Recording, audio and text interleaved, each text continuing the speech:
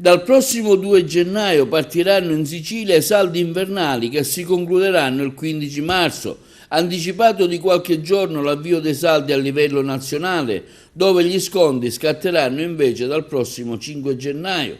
L'avvio dei saldi del 2 gennaio farà bene ai commercio e ai consumatori, dice l'assessore regionale alle attività produttive Edi Tamaio. La misura che abbiamo condiviso in accordo con le associazioni che rappresentano i piccoli commercianti ha infatti proprio lo scopo di dare linfa vitale ai negozianti che potranno così incassare liquidità fondamentale per la loro sopravvivenza e fornire occasioni di acquisto migliori per gli utenti. Dopo la pandemia si è tornati alla programmazione biennale dei saldi e delle vendite promozionali, che oltre a essere prevista dalla legge è anche uno strumento fondamentale per consentire a commercianti e consumatori di potersi organizzare anticipatamente.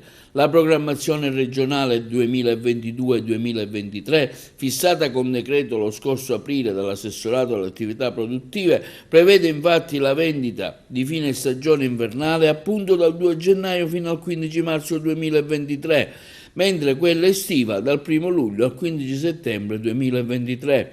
Nel calendario sono stati fissati anche i periodi per le vendite promozionali, dal 16 marzo al 30 giugno e dal 16 settembre al 31 dicembre 2023.